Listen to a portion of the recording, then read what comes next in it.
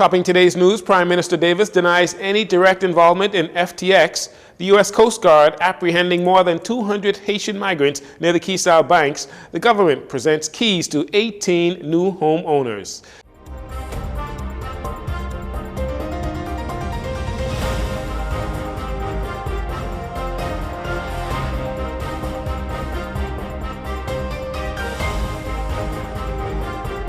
Good evening, Bahamas. I'm Jareno Saunders. This is your JCN Evening News. It's a pleasure to have you join us.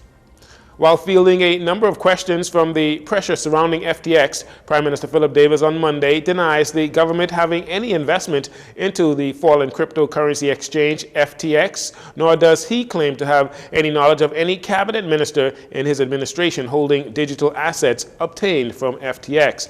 There has been increasing scrutiny on the Bahamas and the government, which the Prime Minister believes is not justified after FTX filed for Chapter 11 bankruptcy in Delaware, United States. Prime Minister Davis also refutes claims that FTX was planning to invest in the Bahamas' tourism sector. I'm not aware of them making any promises about any boutique hotel. The only indication about anything near to that was they were going to build a campus for teaching and like a technical school to house their workers out on West Bay Street. I know they purchased the land. The land was cleared. Now where that is now, I don't know. I'm not aware of them making any promises about any boutique hotel. The only indication about anything near to that was they were going to build a campus for teaching and like a technical school to house their workers out on West Bay Street. I know they purchased the land. The land was cleared. Now where that is, I don't know. Prime Minister Davis denies that he owns any digital wallet. The nation's leader reiterated his administration's commitment to making the Bahamas a leading jurisdiction in the digital assets industry, a commitment which he is holding firm to. The Prime Minister says the only thing of concern is reputational consequences, which he says he is dealing with. Meanwhile, the Securities Commission of the Bahamas has been granted the right of indemnity and the right to be reimbursed for expenses reasonably incurred during the regulatory action taken to safeguard the digital assets of FTX Digital Markets, FDM.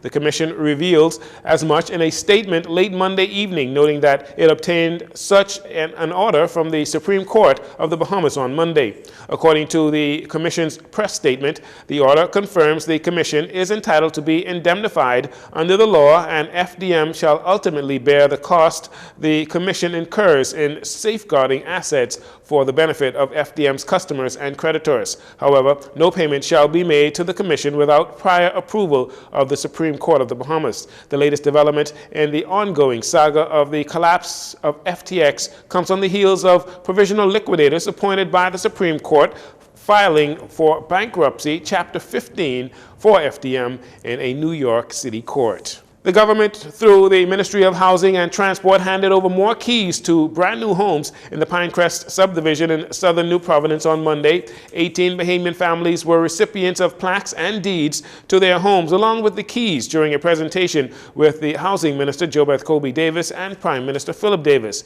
With Phase 1 of the Pinecrest housing project 85% complete, Minister Colby Davis says various Bahamians have qualified for this opportunity. Among today's recipients are Bahamians employed in the fields of education, law enforcement, healthcare, and the private sector. Considering the personal sacrifices made, healthcare professionals in the fight against the COVID pandemic, I'm delighted to see that we have some nurses also receiving keys to their homes. As Minister of Transport and Housing, I'm grateful for our partnership with local contractors and other developers to make affordable housing a reality for Bahamians. My sincere thanks to Arawak Homes Limited for the partnership of the Bahamas. Additionally, the Department of Housing. Give your hand. I know I work you all very hard. The housing minister expressing her gratitude for the collaboration with the public and private sector in rolling out of the ministry's aggressive plan to provide affordable housing for all. Prime Minister Davis notes that key presentations come after several recent key presentations to new homes on Abaco as well. You know, there's something to be said about dignity. Dignity means that each and every person deserves the right to lift their heads high and stand with pride. This government's blueprint for change in the fundamental idea that people deserve dignity. That is, valued and treated with care. We believe that Bahamians must be kinds of opportunities that make for happy, prosperous lives and foster a heightened sense of national. Today, we present 18 new keys to homes in the Pinecrest Housing Development Scheme. That is 18 more individuals and families who tonight can rest their heads in the peace and comfort of their own home. Prime Minister Davis says the Pinecrest housing development is an amazing example of how successful public-private partnerships can be, and the government plans to use the PPP system more extensively as they push forward to grow the economy. Following the 4 separate traffic fatalities over the weekend, 3 of them on family islands, including Acklands, Andros, Eleuthera, and one here on the Capitol, officer in charge of the Royal Bahamas Police Force Traffic Division, Chief Superintendent David Lockhart, gave reporters an update on the investigations into those unfortunate incidents. I headed a team of investigators from the Traffic Division. We traveled to Acklands and we investigated that fatality. A second team traveled to Andros, and that fatality was investigated. On last evening, we recorded the 3rd fatality for the weekend that resulted in the death of a male pedestrian along Carmichael Road. And then early this morning, we had a 4th fatality that claimed the life of a female passenger in Eleuthera. We are still in the early stages of our investigation into all of these crashes, and we are not in a position at this time to tell you what are the causes as related to those 4 fatalities. Now, although investigating officers gave no definitive conclusion as to what caused these incidents, Chief Superintendent Lockhart says so far this year, many of the traffic fatalities were due to simple negligence. The fact of these fatalities have been careless pedestrians, in excess of speed, or just inintention. Persons are not paying attention when they're driving on the road. We are making a plea to the general public. The fatality count presently stands at 46, which is equal to what the entire last year fatality count is. We're still a month plus into this year, and we're asking members of the public, please drive with due care and attention. Adhere to all the traffic rules and regulations. Stay within the speed limit. Pedestrians, we're asking you to please, if you have to cross the road, please find an appropriate place that you can cross, or to please ensure that you look left, you look right, and you look left again before crossing. Police are also advising those who go out in the night or early in the morning to wear reflective clothing or colors that are visible to motorists. Meanwhile, Chief Superintendent Lockhart extends condolences to the family of those victims who lost their life due to traffic incidents this year. In a statement released on Monday, the Royal Bahamas Defense Force announced that on Wednesday, November 16th, a group of 217 Haitian migrants were intercepted by the United States Coast Guard cutters some 6 nautical miles off Dog Rock near Keysal Bank on a 40-foot wooden sloop.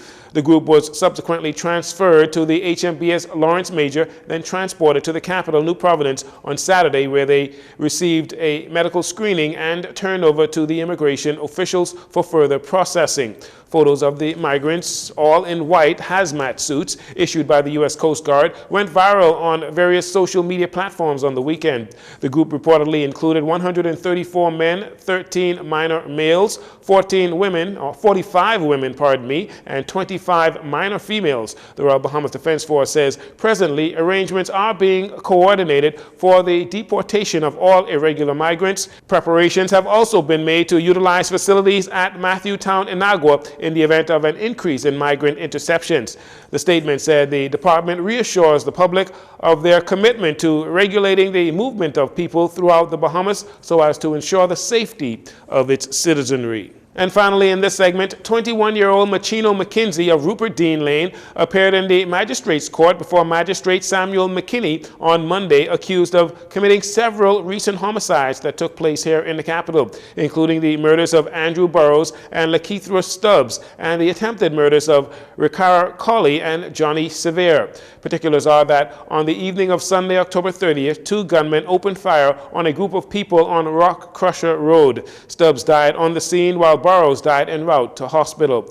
Nearly 2 weeks later, on Saturday, November 12th, prosecutors say McKinsey shot Avrion Duncanson while outside a bar on Eden Street in Chippingham. Particulars are that shortly before 9 p.m., 2 men on a moped motorcycle pulled up at a business establishment, and subsequently a light-colored van pulled up alongside them. A man got out of that van, opened fire on the duo, which resulted in Duncanson being shot multiple times and succumbing to his injuries. McKinsey did not have to enter a plea to those charges. He was denied bail and will return to court on February 2nd, 2023 for the presentation of a voluntary bill of indictment. We'll take a break here. We'll be right back after these commercials.